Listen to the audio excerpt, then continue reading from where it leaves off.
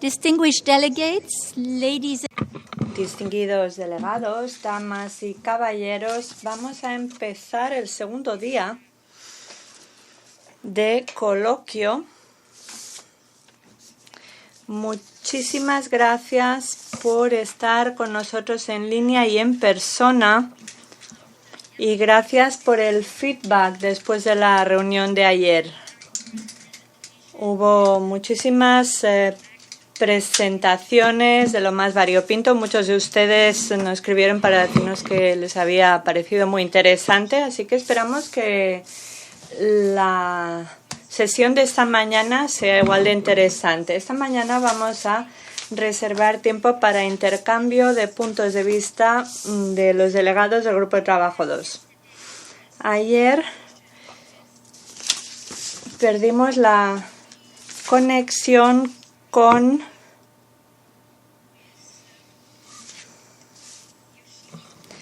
Yoshimi Ohara de Japón, que iba a hablar de el interrogatorio de testigos al hilo de la presentación de Sok-Chun Yoon sobre las audiencias en línea.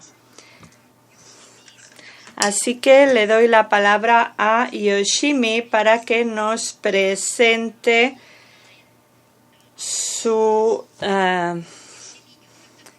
para que nos haga la presentación sobre el arbitraje en línea. Gracias, Ana. Me disculpo por no haber podido conectarme ayer, estaba de viaje. Distinguidos viajes, damas y caballeros, es un honor presentar mis humildes observaciones en cuanto a la necesidad de un protocolo para interrogatorio de testigos en audiencias virtuales.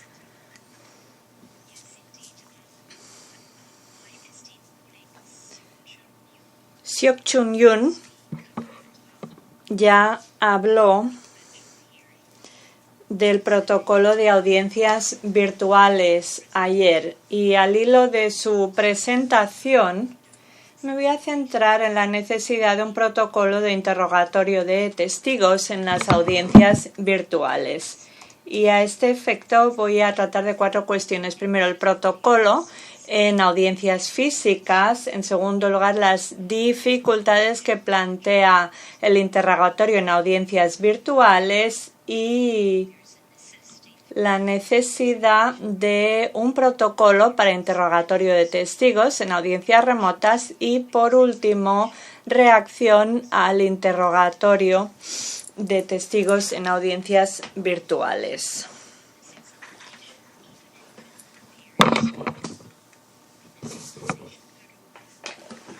¿Por qué hace falta un protocolo también para audiencias físicas? Para asegurarse de la integridad de las pruebas obtenidas con el interrogatorio de testigos y para garantizar que no hay influencia en las pruebas salvo la del propio testigo, por ejemplo, con preparación o asesoría de testigos. Parámetros comunes en protocolos de interrogatorio de testigos. El testigo utiliza un conjunto de documentos sin marcar durante la audiencia, aunque él o la testigo haya preparado una declaración. Se le suele dar al testigo una parte a la parte del contrainterrogatorio se le da un conjunto sin marcar para que no utilice su propia copia con notas o subrayados. En segundo lugar, hay que asegurarse de que el testigo no hable de sus pruebas con otros durante el interrogatorio, ni siquiera durante el receso, y eso a menudo se aplica por instrucción del tribunal a los testigos. ¿Cuáles son los desafíos únicos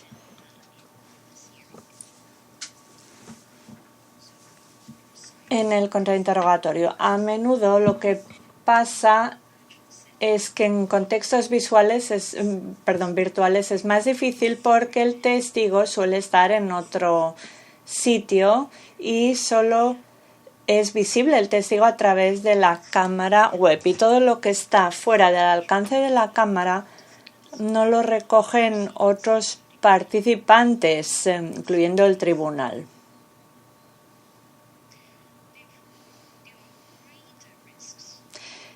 Por eso hay más riesgo de influencia externa al testimonio del testigo cuando se procede al interrogatorio virtual de testigos. Otros testigos, otras personas autorizadas, pues que estén en la sala y no se vean en la imagen que aparece en pantalla. Entonces puede que le hagan señales, pueden que los testigos reciban algún tipo de pistas, se comuniquen con el testigo de alguna forma. Incluso puede haber dispositivos que graben el testimonio. Así que para combatir estos problemas hace falta un protocolo específico para las audiencias virtuales. Las normas de la IVA, el artículo 8.2 fue actualizado en 2020, ¿no? Y las normas se actualizaron y el artículo 8.2 dice que cuando la audiencia sea virtual, el tribunal debe trabajar con las partes para crear un protocolo que garantice que los testigos que testifiquen oralmente no sean objeto de influencia o distracción indebida. Algunas de las instituciones de arbitraje han fomentado las directrices para el interrogatorio en audiencias virtuales. Estas directrices no son obligatorias, pero las partes las pueden tener en cuenta y adoptar como parte de cada audiencia virtual. Por ejemplo, la nota orientativa de la ICC sobre posibles medidas para mitigar los efectos de la pandemia de la COVID-19 es de 2020. En esa directriz se recomienda a las partes hablar y acordar modalidades sobre el secuestro virtual de testigos y expertos. Si alguien puede estar presente en la sala para ayudar al testigo con los documentos, o si se permite comunicación síncrona entre abogados y testigos.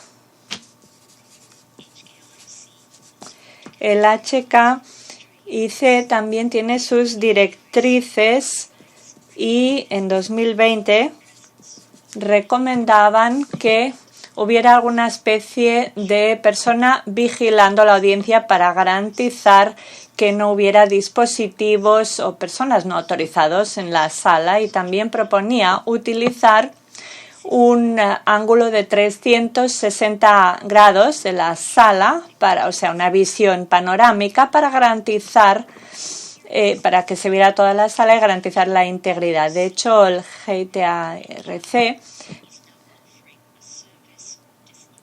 ofrece un servicio de vigilancia, es decir, alguien que se encarga de observar cómo se produce el interrogatorio de testigo. El GIDRC también tiene una cámara de 360 grados para garantizar la integridad.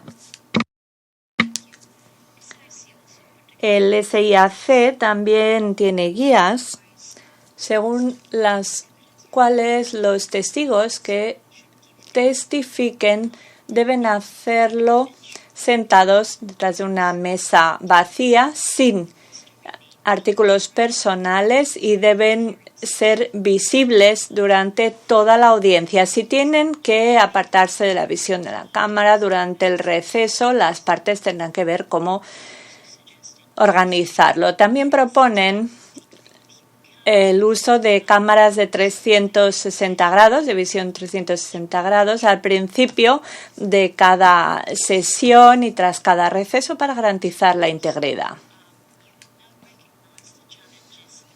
Entenderán los desafíos únicos al interrogatorio en audiencias virtuales. Puede que se pregunten si van a seguir las audiencias virtuales después de la COVID. Lo que es interesante es que a pesar de las dificultades de interrogatorio virtual, la acogida ha sido muy positiva por varios motivos. En primer lugar, es más barato, más rápido, más ecológico el modo virtual, porque las partes, los miembros del tribunal, no tienen que viajar, con lo cual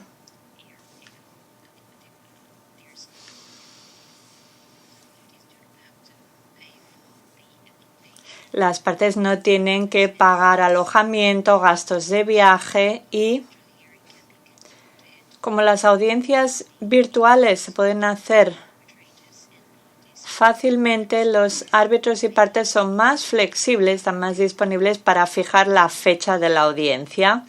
Es decir, que se pueden hacer las audiencias con relativamente poca antelación, mientras que en el caso de las audiencias presenciales falta mucho más tiempo para organizarlas, para que todas las partes estén en el mismo lugar.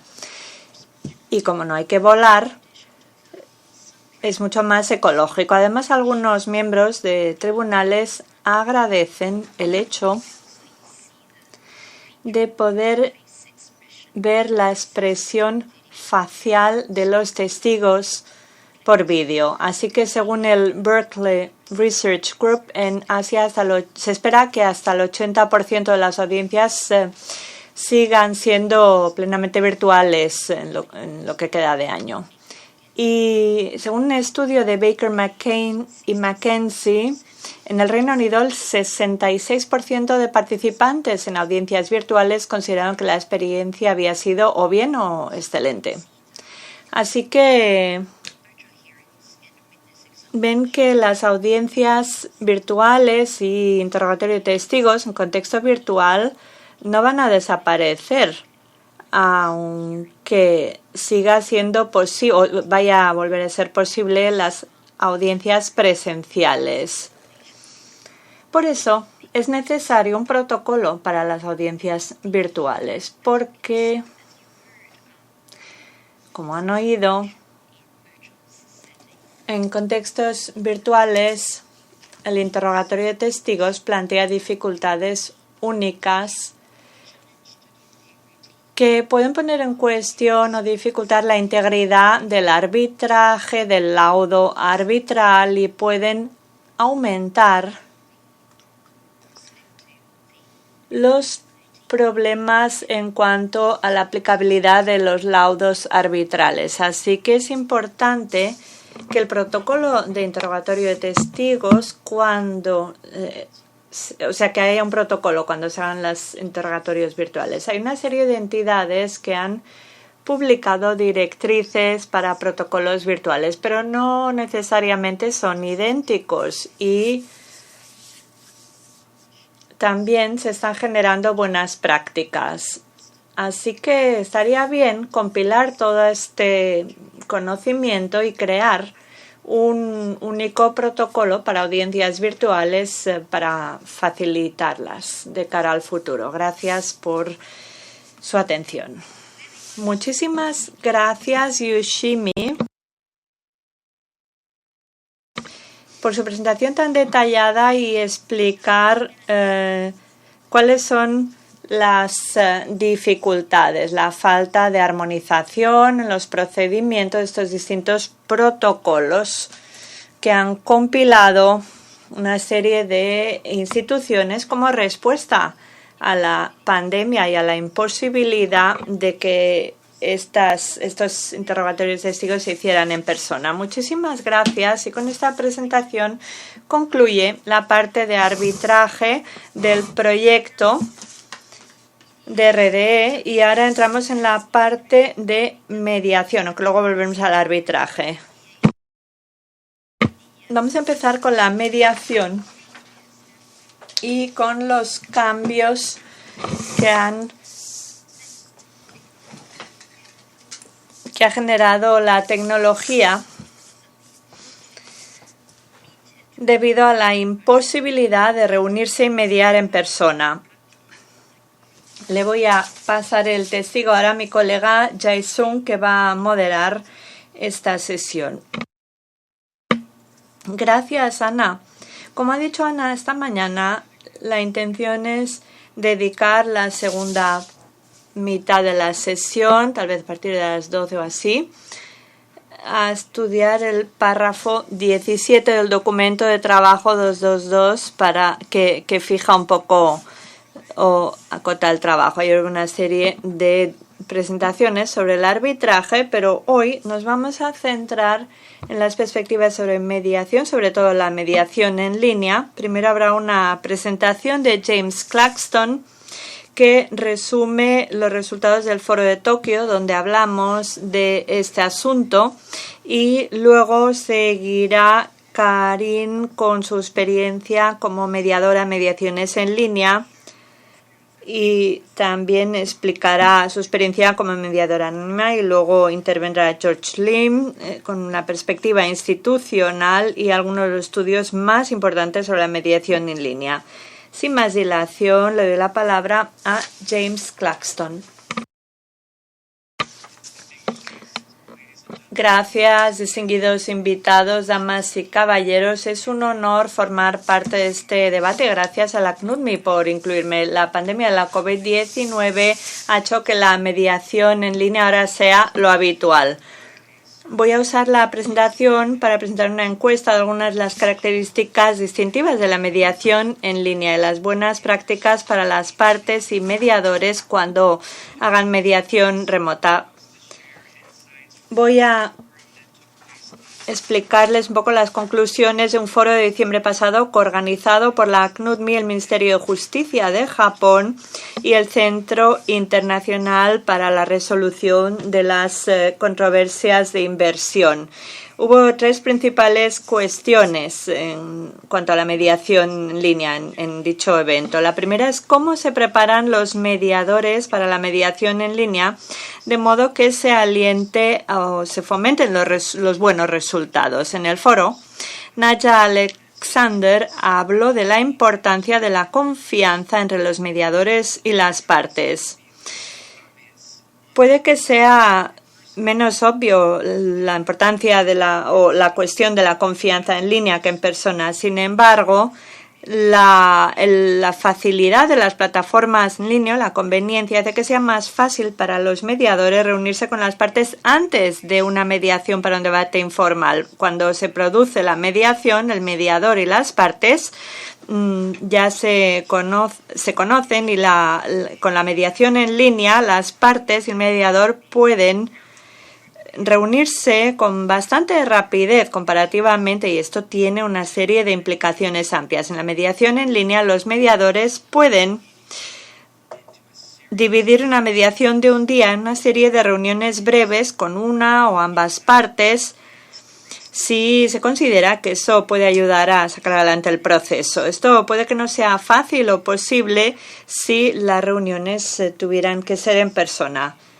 Esta posibilidad de reuniones asíncronas se considera que es una de las principales ventajas de la mediación remota. Nadia también identificó la importancia de garantizar que la plataforma utilizada sea segura y accesible, especialmente para partes con menos experiencia tecnológica. En la etapa de preparación, por ello es importante que los mediadores orienten y expliquen a las partes cómo utilizar la plataforma de mediación y tener planes alternativos en caso de problemas, o un plan B.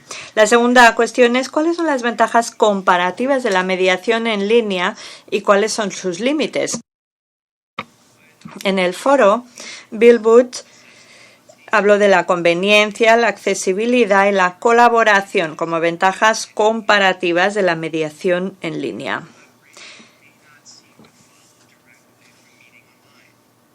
En cambio, la mejor colaboración tal vez no se desprenda directamente de las reuniones en línea. Sin embargo, hablar o acordar cuestiones relativas a la tecnología, al proceso de mediación en línea, como el momento de la mediación, cuando las partes están en distintos usos horarios, puede sí que puede ser una colaboración básica, que puede ser un punto de partida. En cuanto a la accesibilidad, en la mediación en línea, los participantes aparecen en vídeos en pantalla y no están esparcidos o repartidos en una mesa de conferencias a distintas distancias entre sí. Puede que estén en sus casas, espacios privados, y esto puede ayudar a personalizar a los participantes y facilitar el diálogo entre ellos. Sin embargo, Bill también dijo que la mediación en línea tiene ciertos límites.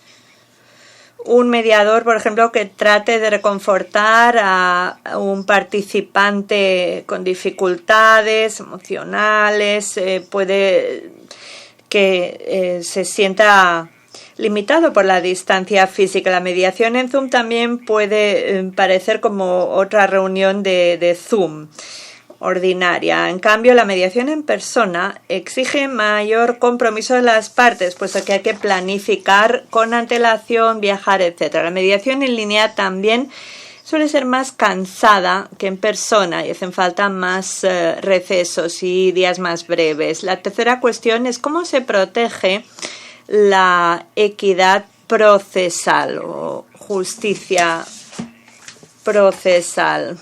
En el foro, Anne-Karen Grill estableció la distinción entre la equidad procesal y la sensación de justicia derivada del resultado del proceso. La equidad procesal puede fomentarse en la mediación con buen diseño de los procesos para las decisiones. Por ejemplo, los mediadores pueden responder de cómo se comparte información en documentos entre las partes y aplicar sistemas para proteger la seguridad de los datos. También tienen que asegurarse de que la tecnología que se utilicen sea de fácil utilización. Para las decisiones del proceso, por ejemplo, los mediadores pueden tomar medidas para eliminar barreras a la comunicación, como juntar a las partes o separarlas en salas aparte para sesiones privadas. Hubo un cuarto orador, Wee Meng-chon, que estudió el papel que juegan las instituciones de resolución de controversias para apoyar a la mediación en línea. Hoy intervendrá George Lim, que es el presidente del Centro Internacional de Mediación de Singapur, y les ampliará la información sobre este particular.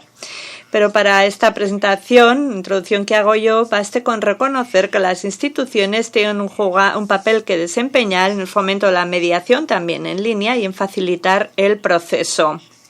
La mediación en línea no va a desaparecer cuando desaparezca la pandemia. Queda cada vez más claro que la mediación en línea es igual de efectiva que la mediación en persona en cuanto a los porcentajes de acuerdo.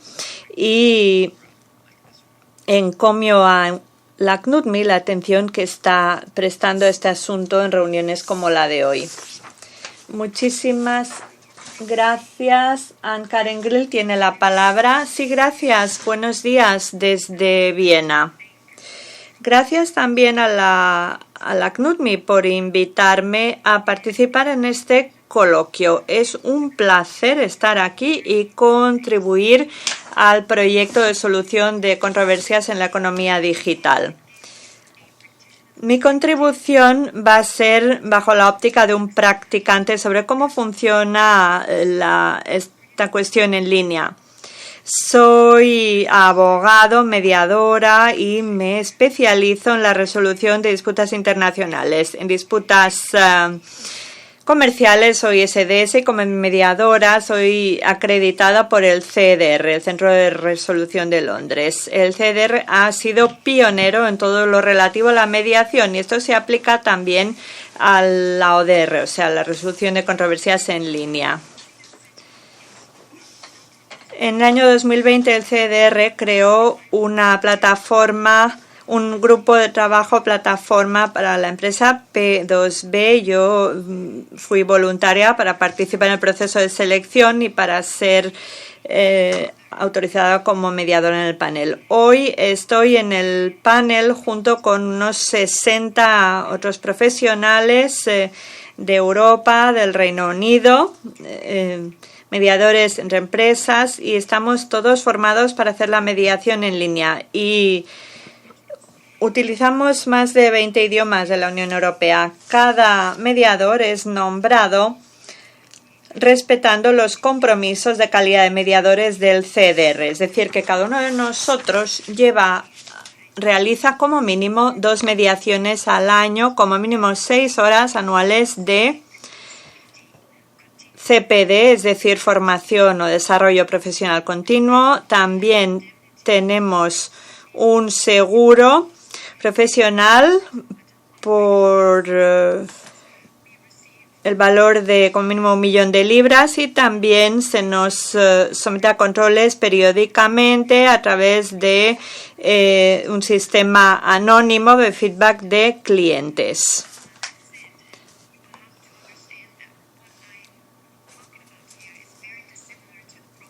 Lo que les voy a contar yo no tiene mucho que ver con lo que acaba de decir la hora anterior. Nuestra plataforma opera en base al reglamento de la Unión Europea sobre las relaciones plataforma a empresa, el reglamento P2B que entró en vigor en julio de 2019. Este reglamento es la primera norma fijada por la Unión Europea sobre el uso de la mediación para resolver disputas o problemas entre proveedores de servicios de Internet, es decir, las plataformas en línea, proveedores de plataformas en línea y los usuarios de las mismas. Por otro lado, el reglamento tiene por objetivo crear un entorno justo, transparente, predecible, entorno empresarial para el uso de las plataformas en línea y, por otro lado, quiere garantizar una resolución de controversias equilibrada y efectiva. Casi la mitad de todas las pymes de la Unión Europea utiliza mercados en línea para vender sus servicios y se estima que hay unas 7.000 plataformas en línea a las que se aplica el reglamento P2B o P2B. El reglamento se aplica a todos los proveedores de plataformas en línea que sirven a empresas en la Unión Europea, el Reino Unido, también después del Brexit. Y el término de proveedor de plataforma en línea en el reglamento se define en términos muy amplios. El reglamento menciona explícitamente los motores de búsqueda, proveedores de mercados en línea, proveedores de plataformas medios sociales y las tiendas de aplicaciones. Las proveedores de plataformas en línea que no hagan intermediación entre empresas y consumidores no se les aplica el reglamento. Por eso, los anuncios en línea o empresas que venden sus propios productos no se les aplica el reglamento. En cuanto a la resolución de controversias y mediación, se requiere a los proveedores de plataformas, un reglamento, el crear un sistema de gestión de las quejas interno y nombrar un mínimo de 2 mediadores con los que quieran trabajar para resolver una controversia. Where CEDA comes into play. Para cumplir con las disposiciones del reglamento de la Unión Europea, los proveedores, en lugar de recurrir a los mediadores, pueden designar a un proveedor como CEDR para cumplir las condiciones y los términos del reglamento. ¿Qué significa en la práctica? Yo ya les he dicho que soy mediadora en el panel del centro que presta servicios a los sistemas, a los usuarios, para poder presentar una denuncia contra un proveedor con el que trabajan. No estoy mencionando ningún nombre, como habrán visto, pero yo creo que todo el mundo puede hacer los cálculos. Después de estos 2 años de pandemia, se imaginarán cuáles son las empresas que pueden entrar dentro del ámbito de aplicación del reglamento. ¿Qué significa lo de presentar una denuncia? Significa solicitar una decisión, una mediación no vinculante y voluntaria. Los términos se pueden utilizar de forma intercambiable, lo de decisión o mediación. El usuario que vende su producto mediante la plataforma en línea tiene que completar la tramitación que ofrece el proveedor antes de iniciar el proceso normativo. Es un proceso, una tramitación electrónica que empieza con un clic del ratón. El usuario tiene que hacer un pago por adelantado y tiene que completar un formulario en línea. Es una invitación para que el usuario presente la documentación pertinente para explicar la denuncia, la queja. Se nombra entonces a un mediador para trabajar de forma anónima. El mediador trabaja en segundo plano y toma una decisión teniendo en cuenta la información que han dado ambas partes. La decisión del mediador será o bien formular una o varias recomendaciones para que el proveedor de la plataforma en línea tome medidas, o no formular recomendación alguna. Lo fundamental es que las recomendaciones del mediador no son vinculantes. Lo que tiene que hacer Ceder, lo que cobra son unos 500 euros o libras esterlinas, según donde esté registrada la empresa, en la Unión Europea o fuera. Esta tarifa, estos honorarios, se dividen entre el proveedor y el usuario normalmente, y en caso de que el mediador formule una recomendación, la parte del usuario de los honorarios se reembolsa al usuario dentro de los primeros 30 días hábiles después de la decisión. Ni el proveedor ni el usuario tienen por qué utilizar representación jurídica, pero lo pueden hacer. Cada parte tiene que sufragar los costes de la preparación del caso, y al utilizar este sistema P2B, las dos partes acuerdan no impugnar la decisión e incoar un procedimiento jurídico contra la otra parte. Cualquier decisión se aplica únicamente a la controversia en cuestión y en ningún caso se sienta un precedente jurídico o de otra naturaleza. En cuanto al procedimiento, voy a presentarlo de forma muy resumida. Si el ceder recibe una solicitud, envía un acuse de recibo al usuario que ha presentado la queja y un número de referencia del caso. Cuando se recibe la notificación, el usuario tendrá otros 3 días hábiles para introducir modificaciones o añadidos a la solicitud, a la queja. Por ejemplo, incluir más pruebas. El ceder realiza una evaluación inicial sobre si la controversia entra dentro del alcance del reglamento, y si el ceder considera que la solicitud es válida, notifica al proveedor y le invita a que envíe una respuesta.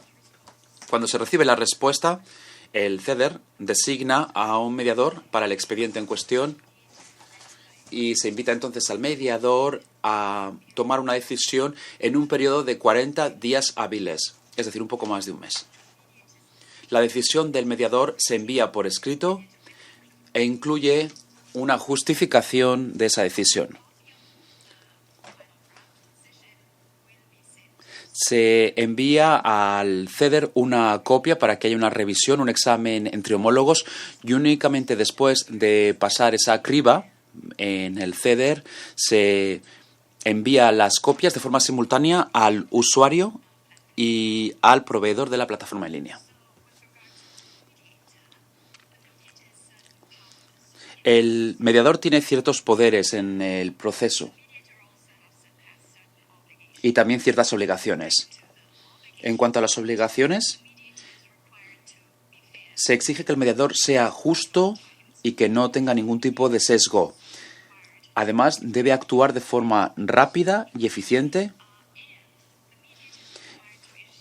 La decisión que toma el mediador tiene que ajustarse a la legislación pertinente, teniendo en cuenta los códigos de práctica entre las partes y los contratos que estén vigentes entre las partes.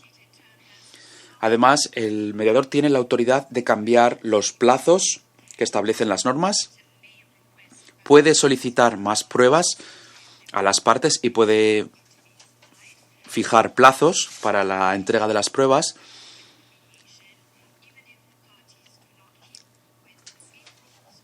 Además, el mediador tiene que continuar con el proceso incluso si las partes no se ajustan a las normas o a las instrucciones del mediador. El mediador puede también consultar documentos y pruebas que las partes no presentaron. Ahora bien, tiene que comunicar en ese caso a las partes que se han consultado esos documentos o pruebas. El mediador puede poner fin a la mediación si, en su opinión, la totalidad de la controversia no cae dentro del ámbito de aplicación del sistema CEDER.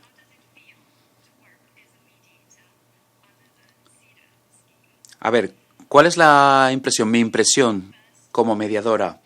Yo recibí la primera designación en mayo de 2021. El sistema se lleva utilizando en 2020. Me ocupé del primer caso en mayo de 2021. Hasta ahora se me han asignado 5 casos. Así que sí que tengo ya cierta experiencia. Yo he trabajado exclusivamente, de forma exclusiva, con los documentos que me dieron las partes. Y las partes únicamente recibieron la información sobre mí que aparece en el sitio web del CEDER y lo que encontraran ellos si me meten en Google.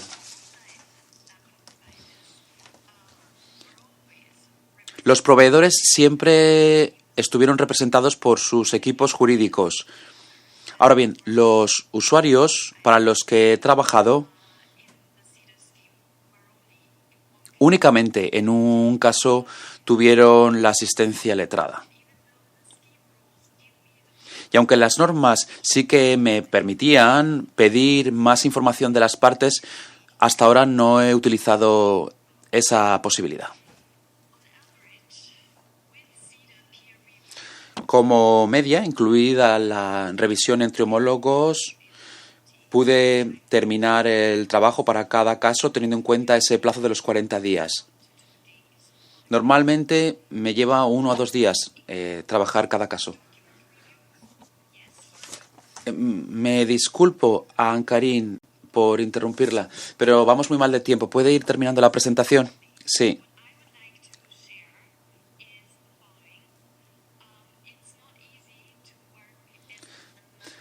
No es fácil trabajar como mediadora anónima en un entorno que todavía está desarrollándose. Ser anónima como mediadora, pues no es lo más lógico, no parece lo más lógico. Y por lo tanto este trabajo sería más bien un trabajo de toma de decisión, de arbitraje más que de mediación.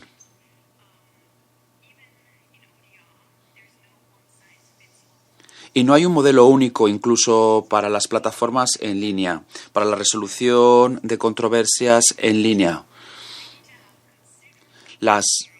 Los mediadores tienen que tener experiencia para poder hacer su trabajo dentro de los plazos tan estrictos y tienen que tener experiencia en la redacción misma de decisiones.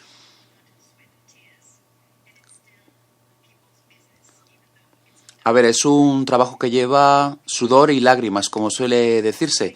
Y con esto termino. Muchísimas gracias por su atención y estoy a su entera disposición en caso de que tengan preguntas. Muchas gracias. Thank you, Anne-Karin. Gracias a Anne-Karin. Vamos a continuar con el debate por la tarde en cuanto a la solución de controversias en línea. Pero ahora voy a ceder la palabra a George para que nos dé la perspectiva institucional de cuáles son los servicios que se prestan.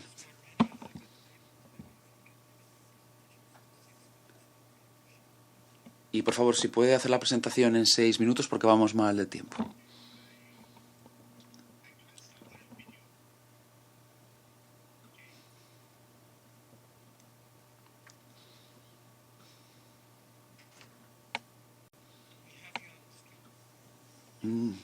Sí, lo vemos. Distinguidas delegaciones, representaciones, señoras y señores. Saludos desde Singapur. Estoy aquí en el SIMC, el Centro de Mediación de Singapur. Somos una organización sin afán de lucro para fomentar la mediación en las controversias transfronterizas. Voy a compartir mi experiencia desde la perspectiva institucional. Hace 2 años, si me hubieran pedido que hiciera mi trabajo en línea, pues probablemente habría dicho que no.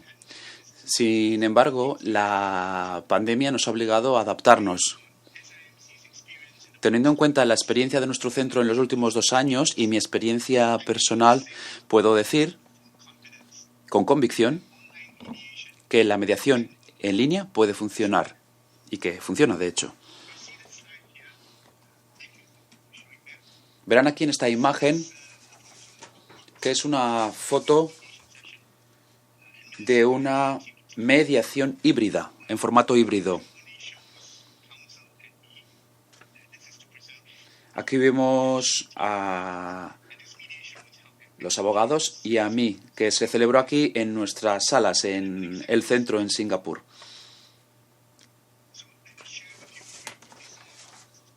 Voy a compartir algunas de nuestras estadísticas.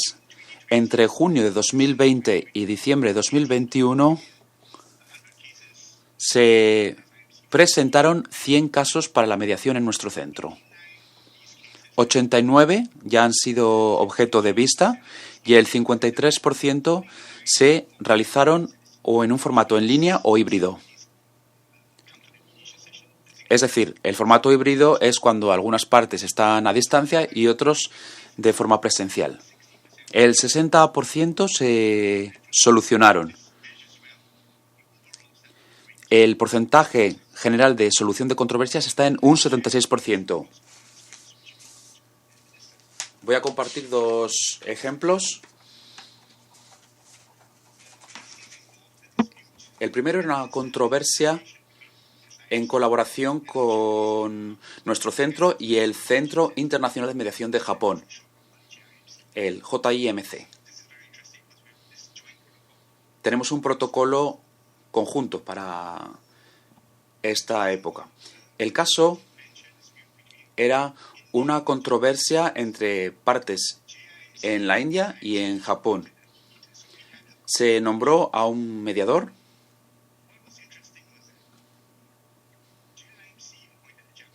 El JIMC designó a un mediador japonés y nosotros designamos a un mediador de Singapur, pero de origen indio, para garantizar que los comediadores entendieran los matices culturales de las partes.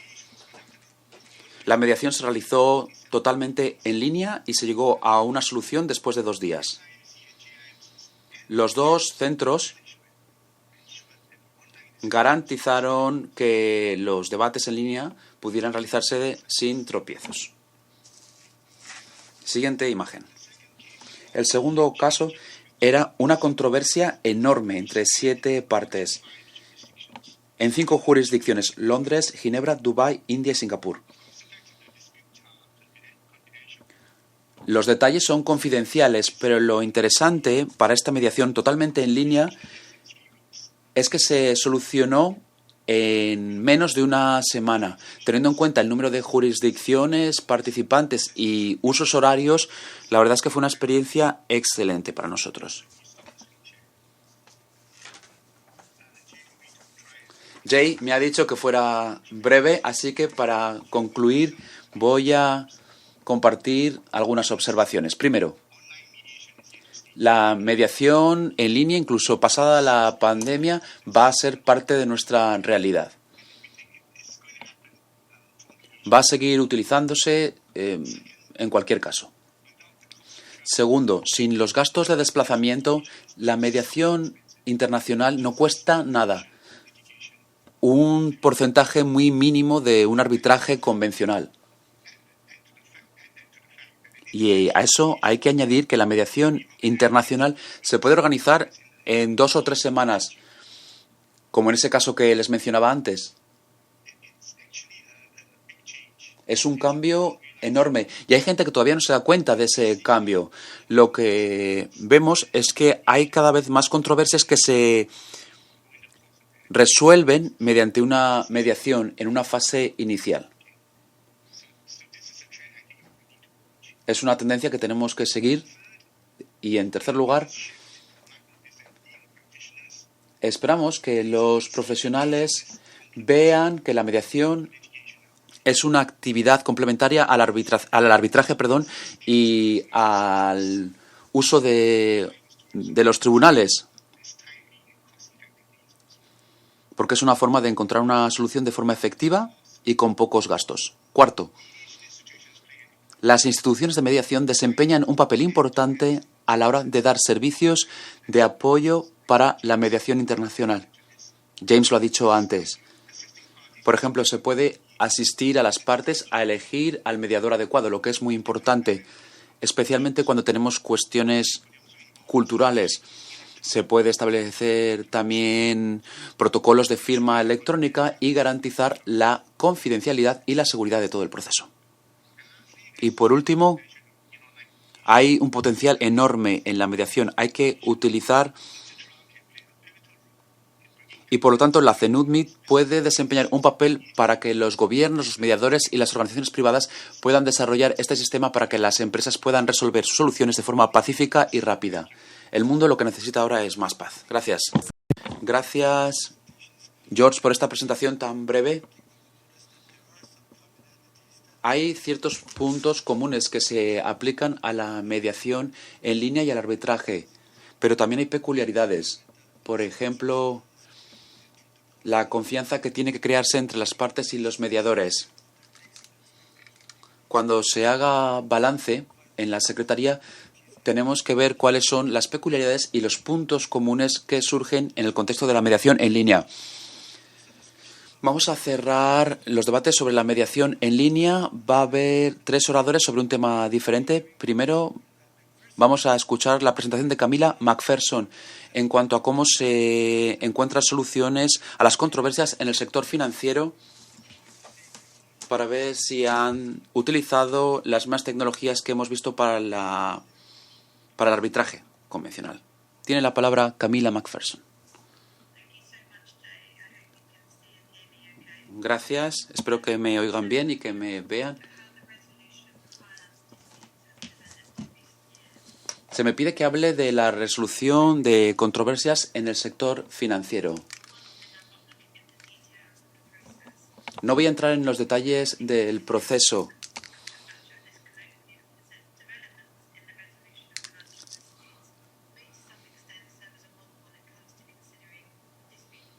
Yo creo que el sector financiero puede ser un modelo, especialmente en los casos que van a surgir en la tecnología, en concreto en la tecnología financiera.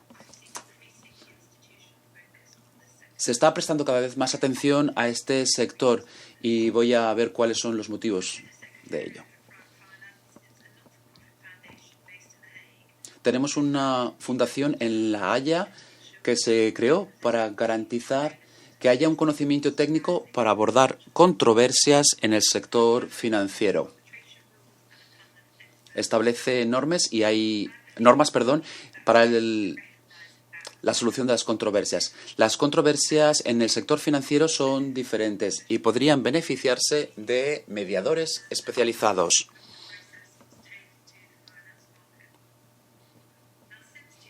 Desde 2012 se han lanzado una serie de iniciativas sobre la solución de controversial.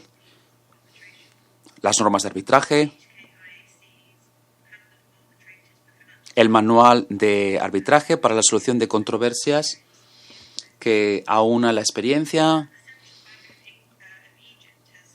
El Banco Central de Egipto ha recibido un mandato para establecer un nuevo centro egipcio para la solución de controversias bancarias.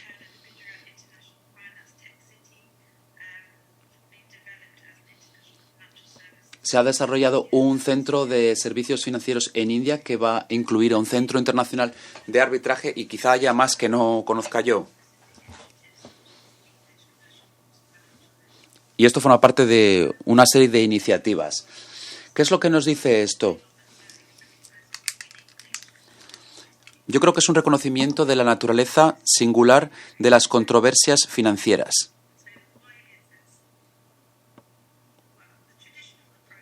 El enfoque convencional es que Nueva York, Londres, los grandes centros financieros son los lugares en los que tienen que realizarse los arbitrajes.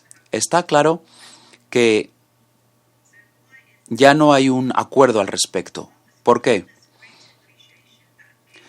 Se ve que están surgiendo casos en los diferentes mercados financieros y que se benefician por parte de aquellos que entienden el contexto, algo que no puede decirse de todos los tribunales.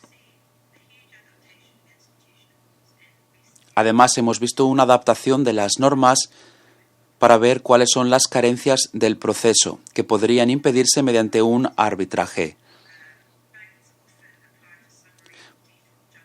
Por ejemplo, los bancos intentan encontrar soluciones rápidas para solucionar el caso. Y muchas de las normas intentan reflejar estos procesos, como por ejemplo la finalización rápida de las controversias, procedimientos de emergencia.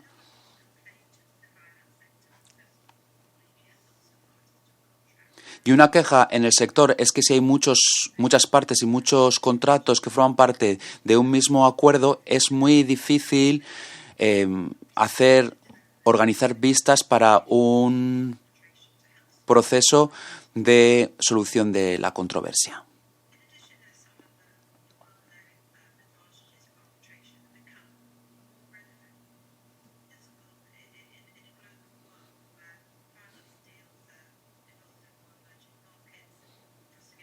En un mercado que incluye a diferentes mercados, incluidos los emergentes,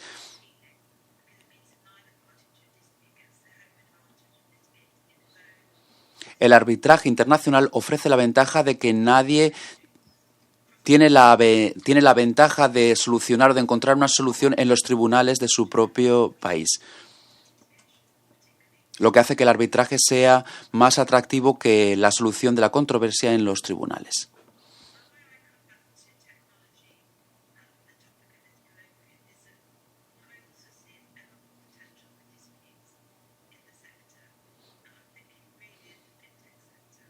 En el sector de la tecnología financiera vemos un rápido desarrollo de los instrumentos que están a disposición de las partes.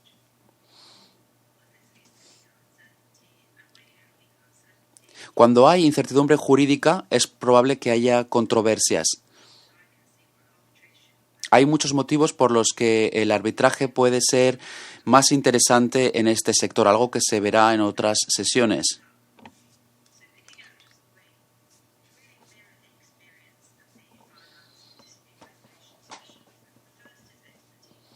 En primer lugar, el conocimiento técnico. No hay muchos expertos que entiendan el sector de la tecnología financiera. Por lo tanto, los que entienden el sector son los que tienen que decidir estos casos. El sector de la tecnología financiera es un nuevo sector.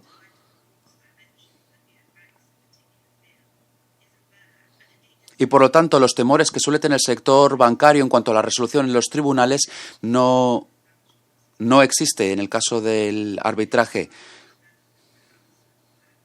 Lo que ha detenido el avance de mediación puede que no se aplique en el caso del sector de la tecnología, porque esa renuencia no existe por parte del sector tradicional.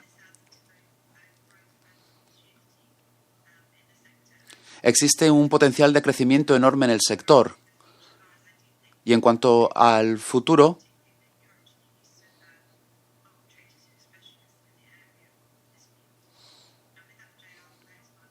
yo creo que el sector ofrece un enorme potencial de crecimiento. Eso es todo, Jay. Tiene la palabra ahora Federico. Se habla de la resolución de la cadena de bloque. Va a hablar también de las controversias que tienen partes anónimas. Por ejemplo, en el caso de las divisas. Federico tiene la palabra. Gracias, distinguidos representantes. Federico As, director de una empresa de arbitraje.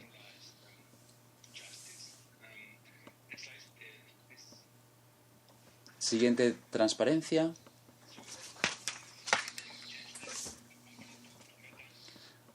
Cambiamos el nombre de la empresa y nos hemos dado cuenta de que el futuro está en un entorno meta, por ejemplo, el NFT, los tokens. Estas controversias pueden presentar diferentes casos no frecuentes en un entorno convencional. Mercancías digitales, pequeñas quejas, situaciones de diferentes jurisdiccionales, el cumplimiento de los contratos, pagos o criptopagos, y esto va a incluir a partes anónimas y también a árbitros anónimos. De hecho, en algunos casos podemos encontrar hasta casos de bots. Desde el punto de vista práctico, lo que tenemos que ver es cómo podemos resolver el número creciente de controversias digitales en estas jurisdicciones. Tenemos dos tecnologías. Por un lado, la inteligencia artificial, que no voy a explicar ahora, y después la justicia descentralizada, que es en la que yo trabajo. El uso de la cadena de bloque para crear incentivos para arbitrar o decidir las controversias. Voy a mostrar un ejemplo de cómo funciona en la práctica. Alice y Bob. Alice pide a Bob que le haga un vídeo en una plataforma en línea. No sabe quién es. Son anónimos, interactúan mediante sus avatares y llegan al siguiente acuerdo.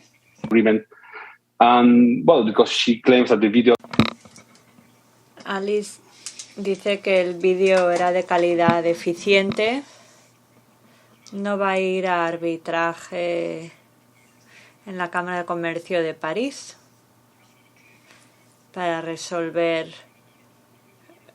una controversia de $500.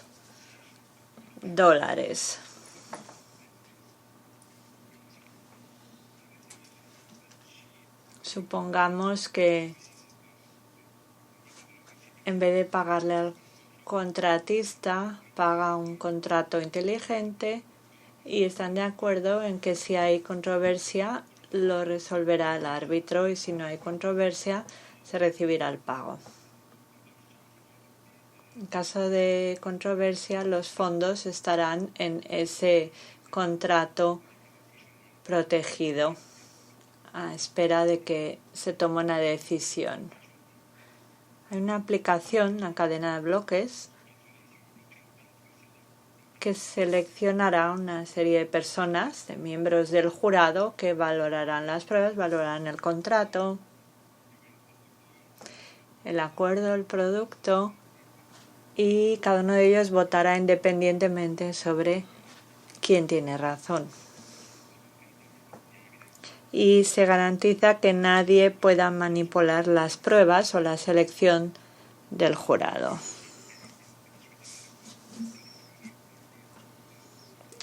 Esto da a las partes la certidumbre de que pueden utilizar este tipo de sistema. Los miembros del jurado votan sobre el caso votan, por ejemplo, por Alice, pues entonces el pago se le hace a ella y así se resuelve el problema.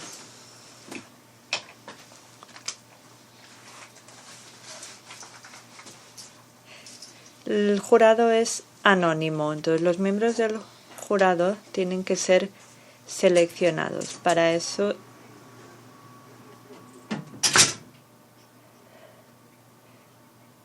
tienen que comprar una especie de ticket que les permita ser seleccionados como miembros del jurado. Lamentablemente la calidad del sonido es muy deficiente. La intérprete tiene que interrumpir el servicio para proteger su audición. Next, please, again. And so, let's say the platform draws 5 jurors, and these are the guys who are going to resolve the claim, and they're going to vote. And again, these people are anonymous. Next, please. And I don't have much time to go into the game theory behind this, but the main idea of decentralized justice systems is that it can produce a number of incentives for these users to adjudicate disputes in an honest way. So if you are not honest in how you make your decision, you are going to probably lose money. And so what does it mean to be dishonest? Just to decide disputes randomly, or to take bribes, or any other behavior that is not honest. So next one. And users that behave honestly, they are going to be earning money as they will be resolving disputes. And so that is how the platform balances the incentive. So there's a lot of game theory behind this, and it's hard to explain very fast, but there are lots of videos where you can see how this works in practice. Next, please. And another one. So the way we think about the future of dispute resolution in this context of the metaverse is that there's going to be resolved by 3 main situations. So for the cases which are more objective and less complex, they're going to be fully automated by some AI tools. And this is okay because this is cheaper and that works. But there's going to be then some cases that are still small claims of cross-jurisdictional and all that are too complex to be resolved in a fully automated way because they involve some situations that machines are not very good at resolving, situations involving humor, sarcasm, and agreements between people that require humans to be resolving. So this is going to be where the centralized justice systems are going to be better for the solution. And then more complex cases are going to be resolved. Ich bin zwar in einer Online-Konferenz, aber ich muss jetzt gerade nicht sprechen. Ich habe meinen Okay. And more complex cases that require multiple parties or more sophisticated legal understanding, they are still going to be resolved through traditional means of online dispute resolution. And the thing is that AI and centralized justice seem to not fit very well with the traditional ways of the New York Convention as a due process, right? Next, please. So a big question I think that we will have to resolve and to discuss in the context of UNCITRAL is what does due process look like in the metaverse? In the situation, next please.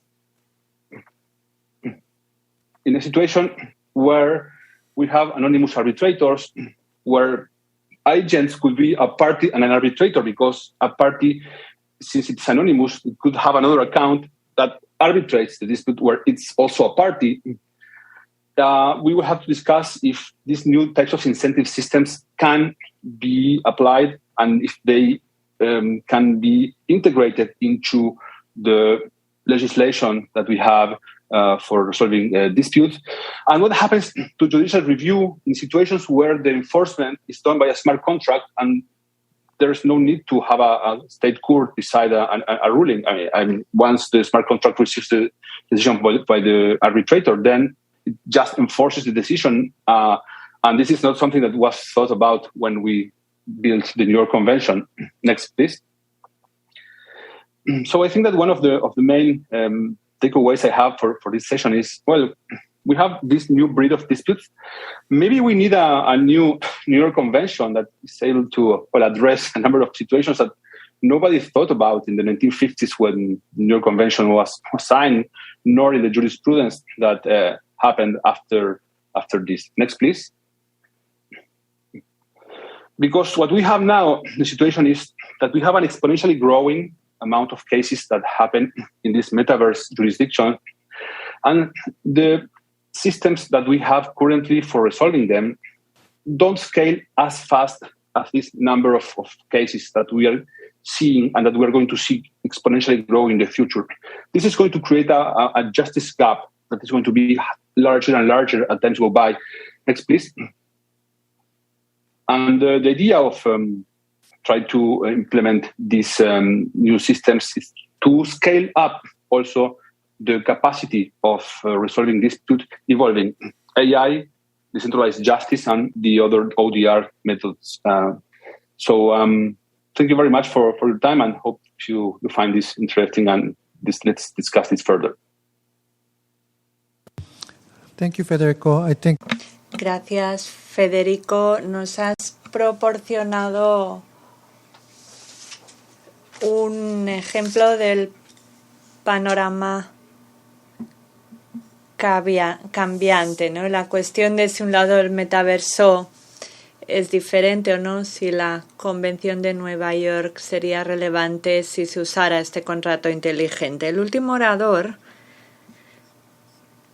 es el profesor Kotubi, Charles Kotubi. Ayer hablamos de que del uso de la tecnología en el arbitraje es muy diferente al que hacen los tribunales y cómo transferir información del proceso de adjudicación a los tribunales. El proceso va a hablar de la asistencia judicial a dar en DRD, sobre todo en medidas provisionales, congelación de activos y cómo estas cuestiones pueden ser coordinadas entre los distintos tribunales.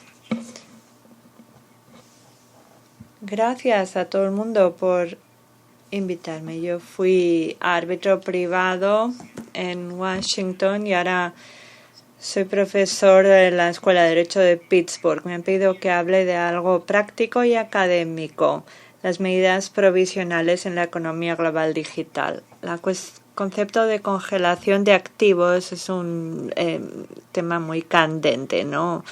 En la televisión, los periódicos habla de congelación de activos y interesa a estudiosos y a legos. Hay que tener en cuenta varias cosas. No es tan sencillo el asunto. A veces la dificultad es legal y otras veces práctica. Por ejemplo, en divisas, la transferencia de activos entre jurisdicciones es mucho más fácil de lo que era antes. Y imagínense la economía digital. Hay dificultades cuando los activos son monedas digitales u otros es todavía más difícil.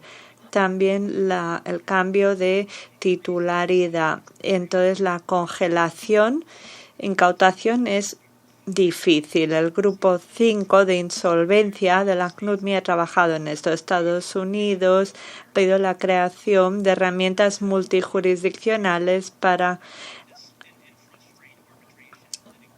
evitar la frustración, para poder intervenir en esto.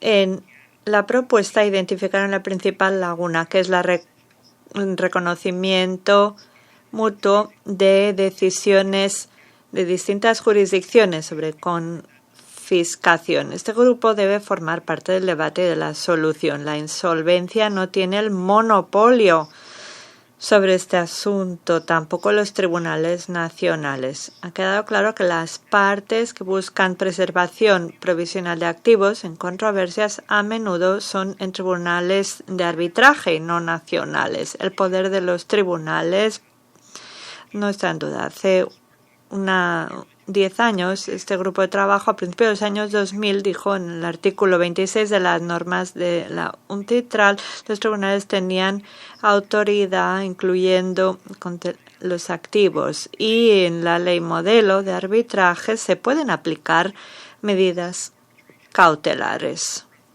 en el Tribunal de Arbitraje y en otros puntos. La CNUDMI cree que la ley modelo tendría el mismo efecto que una convención multilateral de reconocimiento de medidas provisionales, pero a pesar de esta infraestructura, el avance ha sido relativamente lento. Algunas jurisdicciones siguen queriendo decir que solo los laudos finales pueden ser ejecutados según la Convención de Nueva York. Otros solo aplican medidas provisionales publicadas por tribunales locales y otros se niegan a ejecutar las medidas provisionales en persona.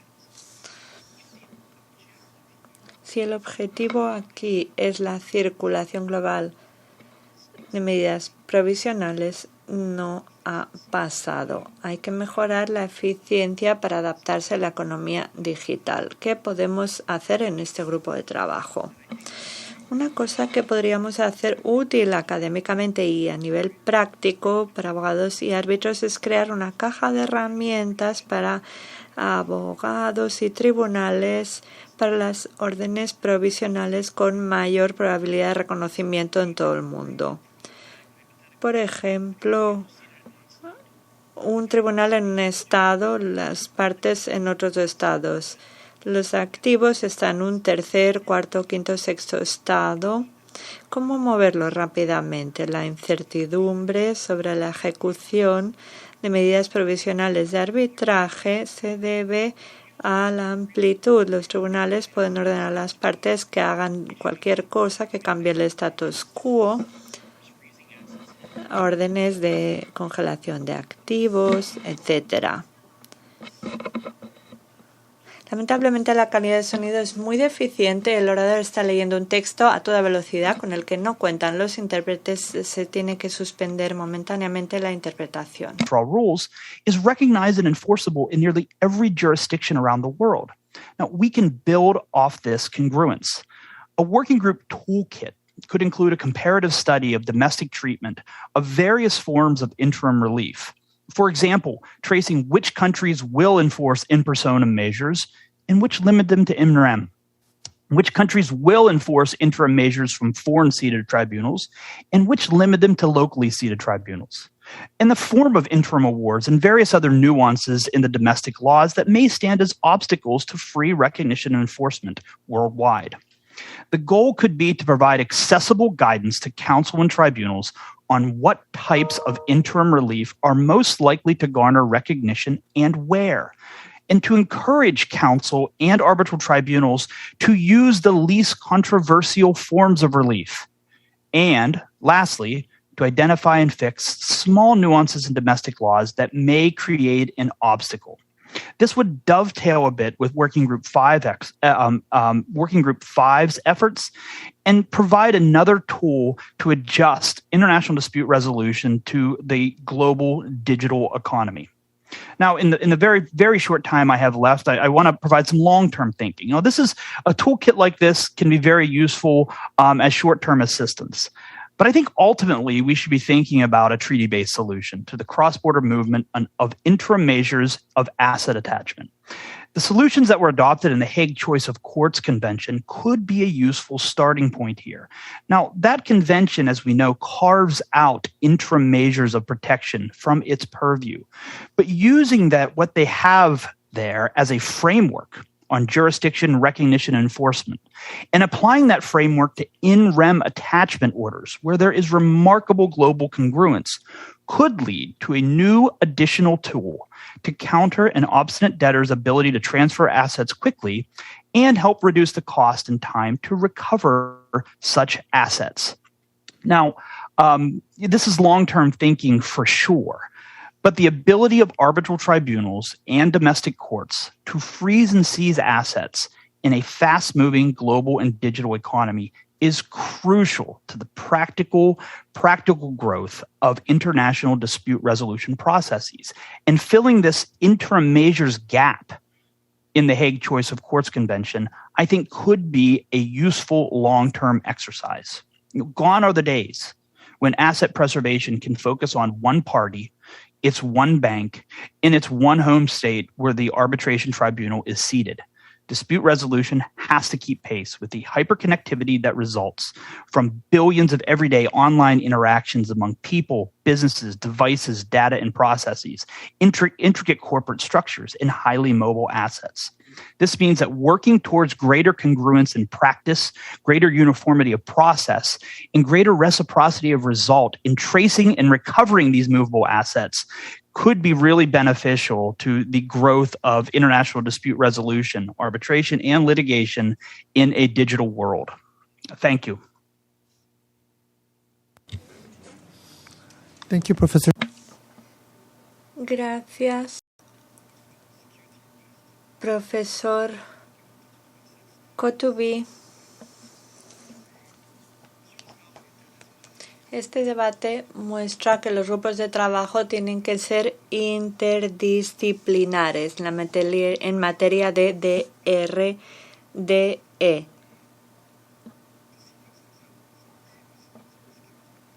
Por ejemplo, también tiene interés la cuestión para los procedimientos de insolvencia u otros. Bien, ahora vamos a ver el párrafo 17 del documento 222. Hemos invitado a oradores, hemos tratado de explicar la evolución y sugerencias de trabajo futuro por parte de la CNUTMI para la mediación en línea con protocolos y audiencias en línea, mediación. También hemos visto que ha habido un llamado de metaverso y la coordinación, como ha dicho el último orador, de las medidas cautelares. Para tomar una decisión sobre trabajos futuros, la Comisión ha pedido a la Secretaría que haga pase revista a los acontecimientos recientes en la solución de controversias en la economía digital. En el párrafo 17 enumeramos las cuestiones a tener en cuenta. Algunas ya las han planteado oradores con más o menos extensión y nos gustaría que los delegados del grupo de trabajo, el público, hablen si el ámbito de trabajo que hemos definido es exhaustivo, si falta algo o si sobra algo porque no está dentro del mandato de la CNUTMI, su grupo de trabajo. Quería decir que hay 5 principales cuestiones. Uno, lo que se ha dicho, que hay que garantizar la igualdad, la equidad, las cuestiones derivadas del uso de la tecnología y la eficiencia. También el problema del flujo de la información, distinto acceso a las tecnologías de la información, uso apropiado de resolución de controversias en plataformas en línea. Habrá un debate más detallado de esto en la sección 4 de referencia a disputas de consumidores y a las pequeñas demandas y sobre lo que se hace en los tribunales debe regir nuestro trabajo. También se ha hablado mucho de audiencias en línea y de si hay que trabajar para desarrollar un protocolo para los tribunales en línea para las audiencias. También esta mañana se ha hablado de distintos protocolos, directrices de la mediación en línea y cómo hay que desarrollarlos teniendo en cuenta las particularidades de la mediación. Este es un poco el inventario que va a hacer la Secretaría, que ha hecho la Secretaría, y queremos darle esta información a la Comisión para facilitarle las decisiones sobre los ejes de trabajo futuros en materia de DRD. Gracias, Jay. Ahora podemos abrir un turno de palabra para comentarios sobre de los existentes en la sala o virtuales, y estamos centrando el debate en los distintos elementos de este ejercicio de inventario que está haciendo la Secretaría para identificar si todas estas cuestiones que hemos enumerado en el documento de trabajo 222 son las que tienen que figurar, si falta algo o no, y saber qué opinan ustedes y qué comentarios tienen después de las interesantísimas presentaciones que hemos escuchado.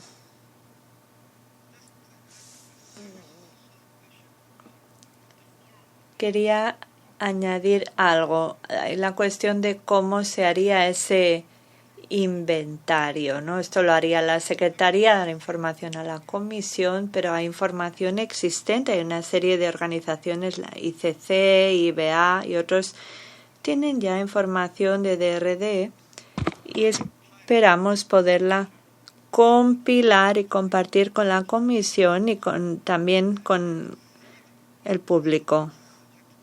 En este proyecto de inventario tendremos que ver cómo procesar y presentar la información a nivel más general. Si tienen ustedes comentarios al respecto, son bienvenidos. Y ahora tiene la palabra la delegación de Singapur. Gracias a la CNUSMI por organizar este coloquio. Hemos escuchado con interés las excelentes presentaciones realizadas. Nuestra delegación apoya estos esfuerzos de inventario para ver qué se puede hacer para apoyar el trabajo en DRD, incluyendo trabajos futuros de directrices legislativas, si hiciera falta, sobre todo para asegurarse de que hay igualdad y equidad en el uso de la tecnología en resolución de controversias, para preservar la integridad de audiencias en línea, los exámenes de testigos y fomentar el uso de la tecnología en resolución de controversias. Como polo internacional de resolución de controversias, queremos contribuir compartiendo la experiencia de nuestras instituciones y practicantes en la materia. Eso incluye SAIC y SMC,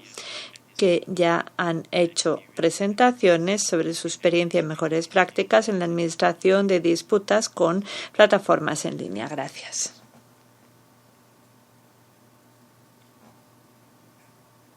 Japón.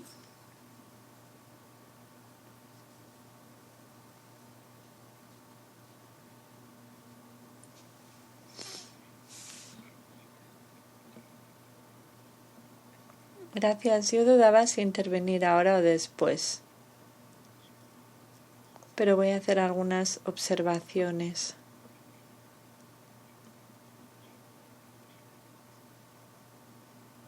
Puede ser muy interesante compartir mejores prácticas. Se ha hablado de la brecha digital entre países desarrollados y en desarrollo. Consideramos que este ejercicio de inventario puede ser útil, pero creemos que hay que hacer más.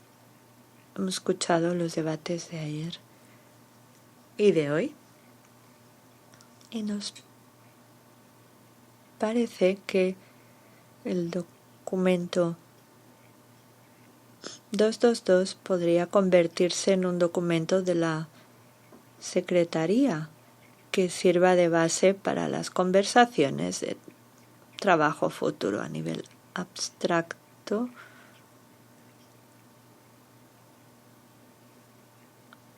Dependería de los temas. En las audiencias en línea,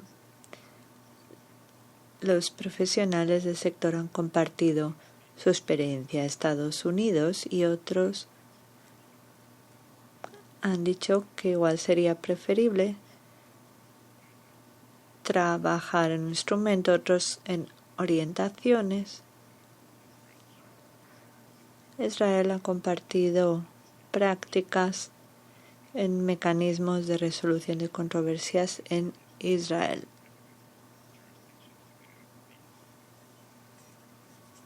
También Singapur aludió a la experiencia del SAIC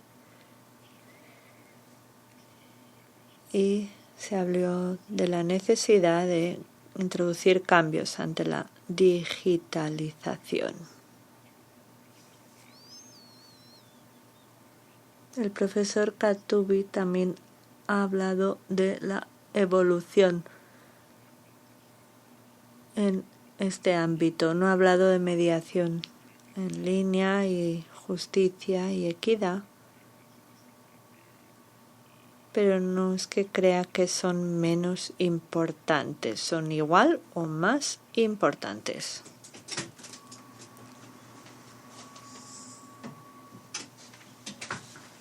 Igual alguna otra delegación puede hacer comentarios sobre este asunto. Gracias por el intercambio de puntos de vista. Gracias. La delegación de España. Buenos días, buenas tardes, buenas noches a todos. ¿Se me oye? Sí, muy bien. Bien, antes que nada y en línea con lo que han hecho las distinguidas delegaciones que me han precedido, yo querría comenzar felicitando a la Secretaría por este magnífico e interesantísimo evento que ha organizado y que presenta además un grado de complejidad enorme. Llevamos una sesión y media y se ha visto claramente. La Secretaría nos pregunta sobre la posición que mantenemos con respecto a estas propuestas que aparecen en el párrafo 17 y desde nuestro punto de vista van claramente en la línea correcta. Sin embargo, en una sesión y media hemos podido observar la existencia de múltiples problemas que van a condicionar las eventuales respuestas. La primera es el uso múltiple de la tecnología, bien en concepto de apoyo de lo que antes se hacía de forma manual o bien de forma autónoma, con resultados que van a ser también autónomos.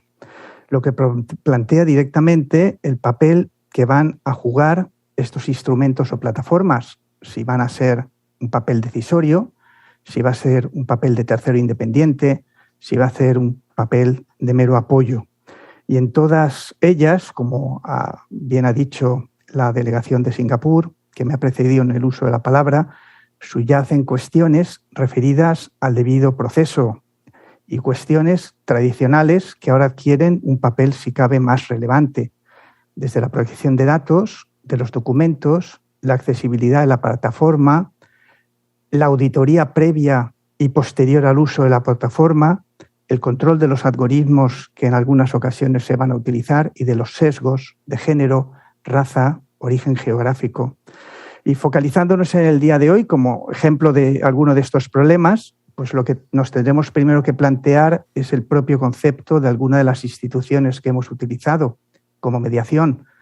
Mediación es lo que dicen los textos de la CENUDMI, de un tercero que ayuda a las partes a alcanzar de manera autónoma una decisión, o mediación es una decisión ofrecida de forma determinada por un determinado tercero tras oír a las partes.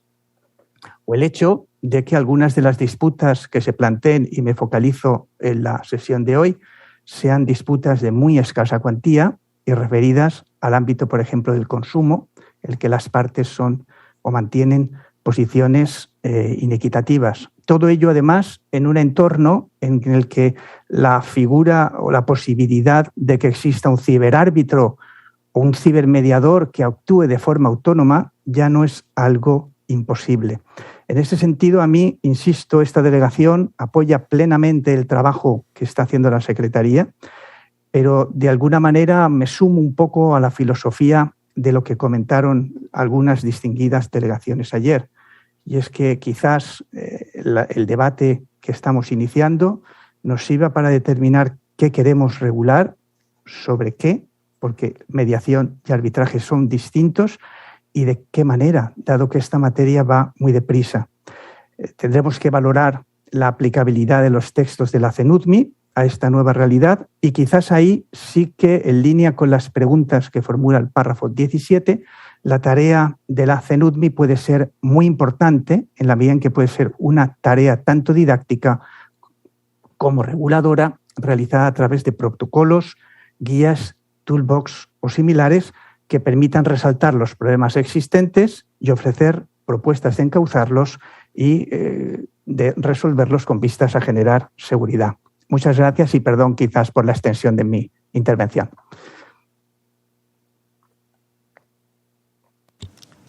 Thank you. Next on the list. Gracias.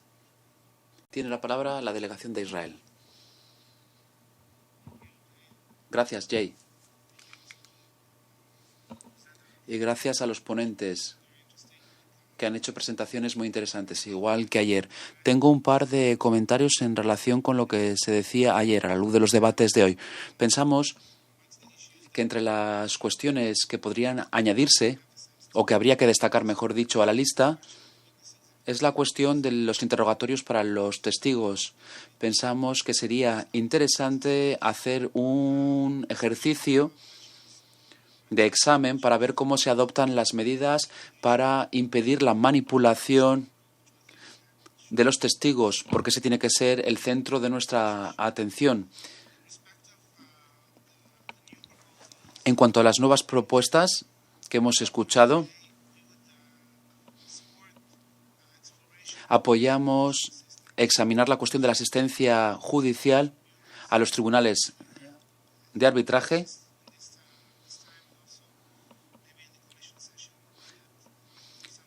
Hemos dicho o hemos visto que para algunas delegaciones es importante. Apoyamos también trabajar en cuanto a las medidas, pero no tenemos ningún problema con un ejercicio de examen. Pero antes de decidir algo desde el punto de vista normativo, habría que esperar al resultado del grupo de trabajo 5 para ver si las cosas han ido bien ahí, cuáles son los problemas que han surgido.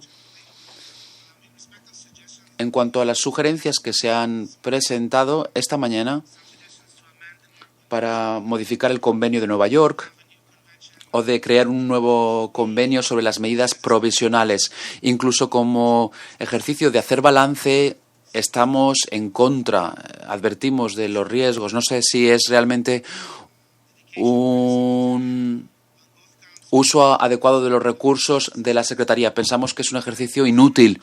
Existe ya un convenio sobre recuperación de activos y de lucha contra la corrupción. Y hay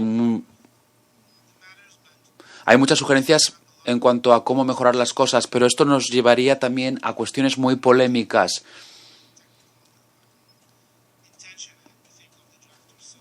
Y además pensamos que no va por el camino correcto, teniendo en cuenta el borrador.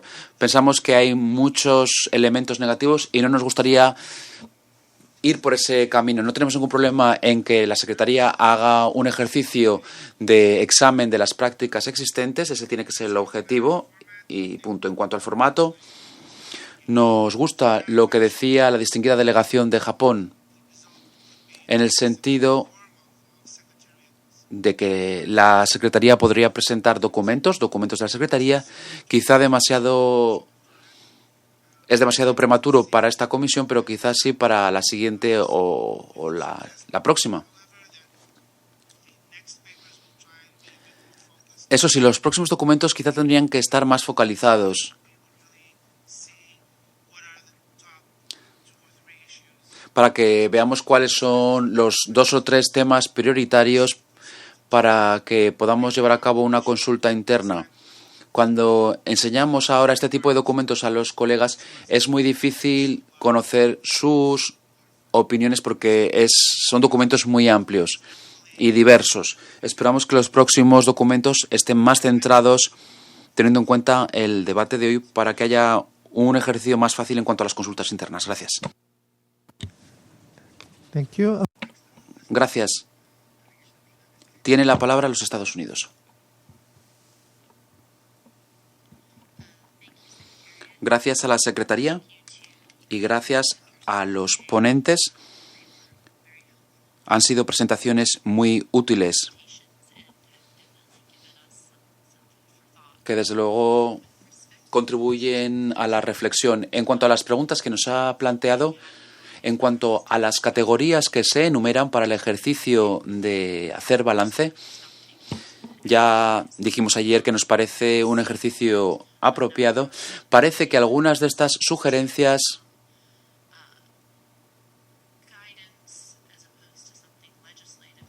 pueden dar pie más bien a orientaciones en lugar de a normas,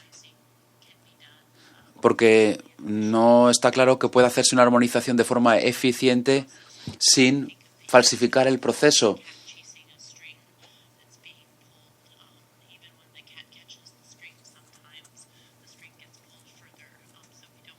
Yo creo que la imagen o la metáfora que podemos ver aquí visual sería la de un gato persiguiendo un ovillo que por mucho que coja el hilo, pues sigue estirándose. Por eso hay que ver hacia dónde avanzan los acontecimientos para ver si es necesaria la armonización.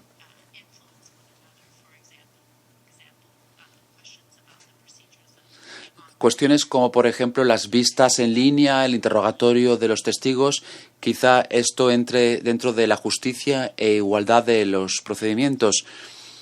En cuanto a lo que echamos en falta, en la última presentación por parte del profesor Katubi, hemos visto que uno de los problemas que vemos es que el arbitraje convencional, en principio, sí que puede adaptarse a la economía digital, pero que hay determinados aspectos donde las herramientas existentes necesitan o aclaraciones u orientaciones o sugerencias normativas sobre cómo se deben fortalecer.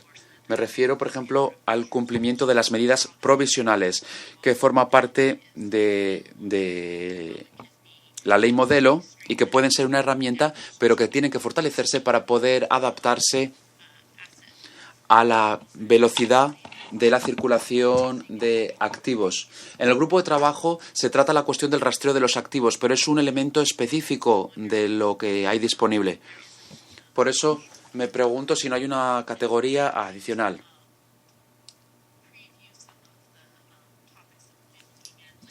Y además puede ser un anticipo de lo que veamos después en la semana.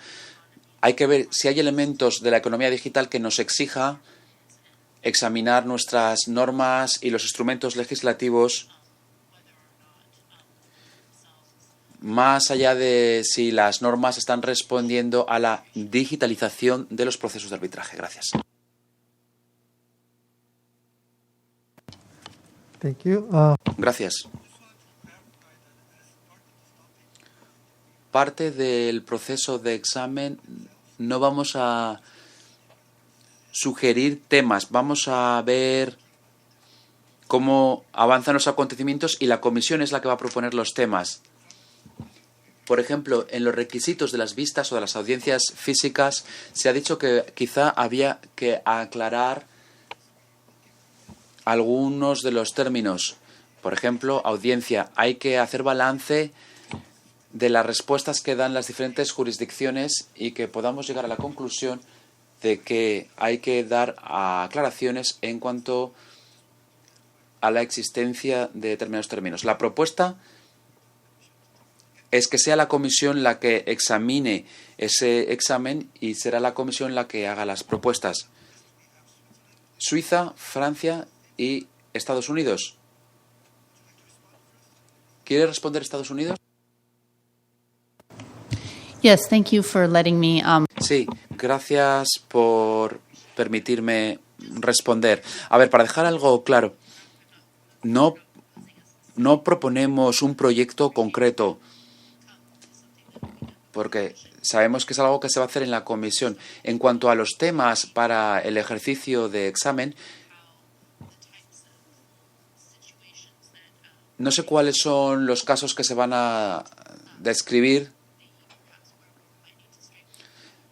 donde quizá haya que fortalecer los marcos jurídicos para responder a los elementos de la economía digital y quizá podrían encajar en esas categorías. Quizá pues esté bien añadir una categoría, si hay que aclarar si forma parte de la resolución de controversias o la igualdad y justicia. Eso es todo. Thank you very much. Gracias a Karen. Esto me lleva a una de las presentaciones donde hemos visto la interconexión entre el trabajo que se hace en el grupo de trabajo 4, el 5 y aquí en el grupo de trabajo 2. Es un valor añadido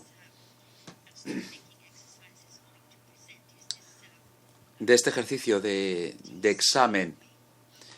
Es salir de este enfoque fragmentado en el trabajo de la CNUDMI, que creo que va a ser muy valioso para nosotros. Muchas gracias. Okay, I would like to go to those in the room first. Suiza y Francia. Tiene la palabra Suiza. Thank you very much. Gracias. Como decía ayer, este ejercicio de hacer balance es muy útil como ejercicio. Ahora hay que ver qué hacemos con ese ejercicio, especialmente en el contexto de la CNUDMI. La primera posibilidad es hacer que la información se ponga a disposición de los usuarios y que se incluya la percepción o la observación general en cuanto al trabajo de la CNUDMI.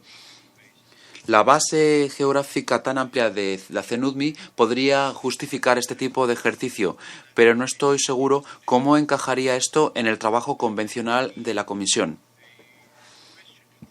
Pero quizás podría pensarse en la posibilidad de que la CNUDMI se convierta en un observatorio de las tendencias y los acontecimientos y que la información sobre estas tendencias se pusiera a disposición de los usuarios del derecho mercantil en diferentes ámbitos. Esta es la primera posibilidad. Lo presento como posibilidad y ni siquiera estoy seguro. La otra posibilidad sería de este cuerpo de información tan amplio destilar aquellos elementos para los que se podrían tomar medidas, por ejemplo, las medidas normativas. Y habría que ver entonces si este es un tipo de medida, también medidas normativas, donde la CNUDMI está en condiciones de hacer algo. Jamie Lee ayer nos hablaba del proceso de gestación en la CNUDMI y teniendo en cuenta la rapidez de los acontecimientos en el sector, se puede pensar si estos ámbitos donde se desarrollan los protocolos, la CNUDMI es una fuente adecuada o si sería mejor que la CNUDMI lo dejara a los diferentes agentes sobre el terreno y que la CNUDMI fuera un observador, como cuando hablamos, por ejemplo, de los interrogatorios de los testigos y los diferentes protocolos para los que la CNUDMI podría recopilar información para debatirlo en un nivel superior, pero que no intente sacar adelante un trabajo normativo. Y después, en tercer lugar, lo que ya se ha mencionado por parte de algunos de nosotros, que es examinar los enfoques ya existentes y ver cuáles son las implicaciones de la economía digital en los conceptos ya existentes. Un par de ejemplos. El lugar del arbitraje. El arbitraje es un concepto jurídico, obviamente, que puede adaptarse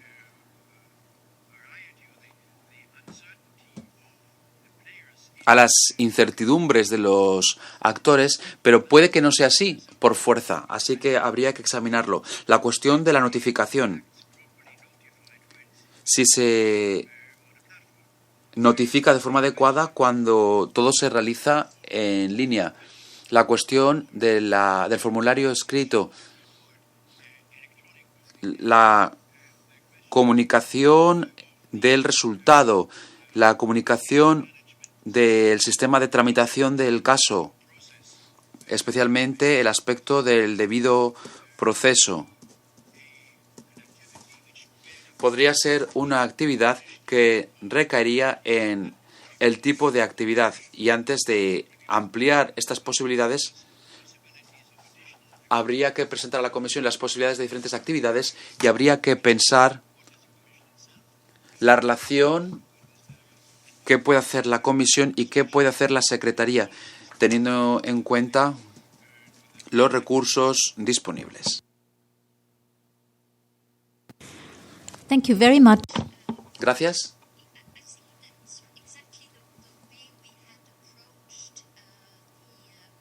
Esta es la forma en la que habíamos abordado los acontecimientos en el grupo 4, es decir, ver cuáles son las cuestiones jurídicas vinculadas a la economía digital, al comercio digital.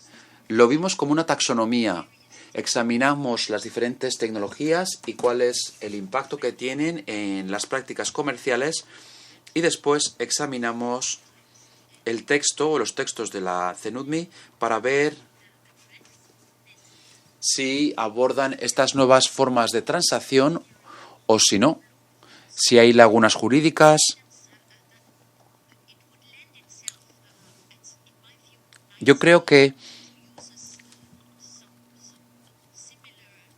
se podrían utilizar métodos similares para examinar los textos existentes, ver cómo las nuevas tecnologías y la aplicación de las tecnologías tienen un impacto. El impacto puede ser tanto perturbador como propicio, puede ser un impacto positivo. Y ver entonces cómo los textos existentes de la CNUDMI abordan estas perturbaciones para identificar entonces ámbitos para los que sea necesario desarrollos o cambios legislativos, al tiempo que se hace un seguimiento de estos acontecimientos que avanzan a velocidad de la luz. Es algo que habíamos pensado en la Secretaría como método que refleja lo que decía usted ahora mismo. Gracias. Thank you. Gracias. Francia.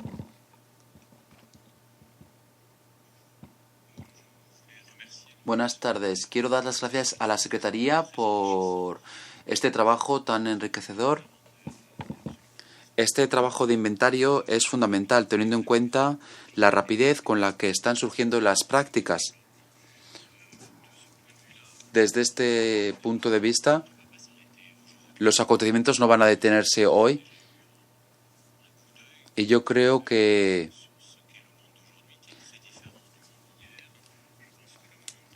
tenemos ya una instantánea de lo que está pasando, pero el mundo en el futuro va a ser muy diferente. Por lo tanto, la continuación de este trabajo de observación es necesaria, en mi opinión. Haciendo lo que se puede teniendo en cuenta los recursos de los que se dispone. Asimismo, creo que la información recopilada hasta ahora es muy diferente en naturaleza y es una información que puede dar pie a trabajos muy diferentes por parte de la CNUDMI.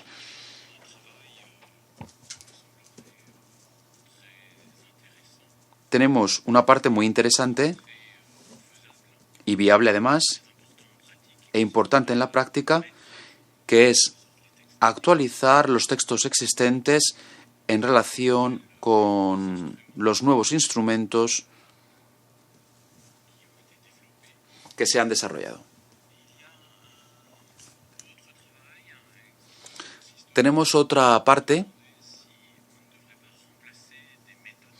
a saber, plantearse si los métodos de solución tienen que sustituirse por otros métodos de solución de controversias. No sé si el uso de algoritmos realmente puede sustituir a la persona en cuanto a la toma de decisiones. Es una cuestión casi filosófica en cuanto a la concepción de la justicia. No sé si vamos a llegar a un acuerdo en cuanto a la propia concepción de la justicia. No estoy seguro, de si podemos llegar a un acuerdo. Son puntos interesantes porque tenemos que tener en cuenta estas nuevas prácticas y no estoy seguro si el trabajo normativo por parte de la CNUDMI puede arrojar realmente resultados o no. En cuanto a la última intervención, que me ha parecido muy interesante, en cuanto al rastreo de activos y a la ejecución, Es muy interesante. Yo creo que los grupos de trabajo tienen que salir de este enfoque tan fragmentado, pero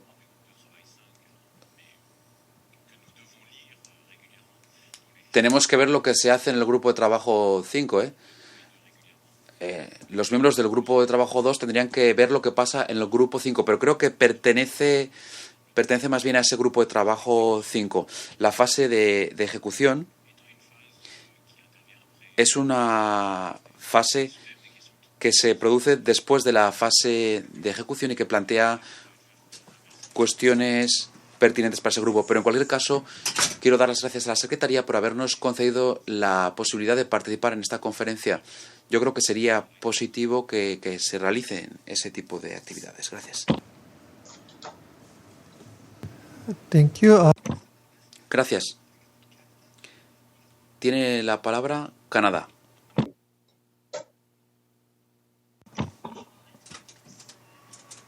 Buenos días.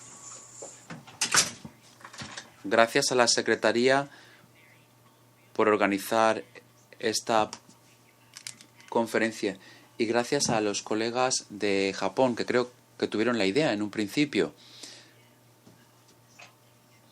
El ejercicio de inventario es crucial, es una fase importante que nos permite compartir información sobre proyectos que han surgido en los últimos 2 años. Hay demasiados temas casi, así que voy a centrarme en algunos. Por ejemplo, la cuestión de las vistas y de los interrogatorios de testigos deberían añadirse al ejercicio de inventario. En cuanto a los formatos,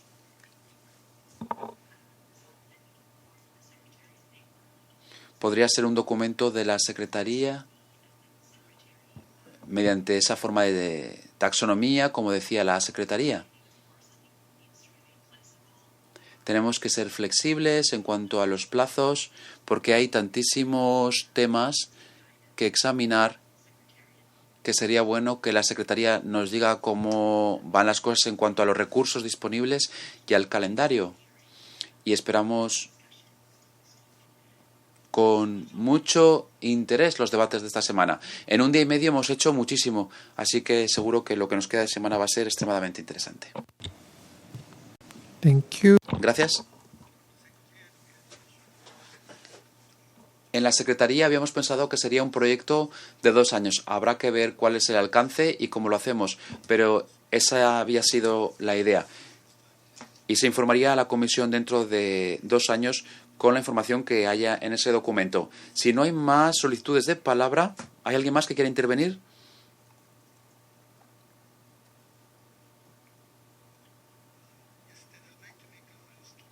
Sí, entonces, una cuestión de organización. Mañana, con otra división de la oficina, vamos a hablar de las normas de arbitraje para los asesores en diferentes organizaciones internacionales. Va a haber una presentación muy breve sobre las normas y cómo pueden utilizarse en las organizaciones internacionales. Vamos a enviar por correo electrónico el enlace. Es un enlace diferente a esta plataforma. Vamos a celebrar esa reunión de 9:30 a 10:30. Va a ser pronto, hora de Nueva York, 9:30 a 10:30. Pero hay bastantes organizaciones con sede en Europa, por eso hemos elegido esa hora. Se va a hacer una presentación de las normas de arbitraje. Se hizo en este grupo, así que tendrían que conocer el contenido en principio.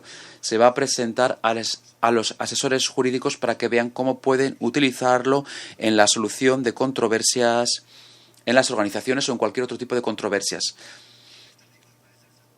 Para que los asesores jurídicos tengan la posibilidad de plantear preguntas, quisiéramos reservar las preguntas, la fase de ruegos y preguntas a los asesores. Si tienen preguntas, envíenoslas y vamos a enviar el enlace para ese acto paralelo con tiempo. Otra cuestión.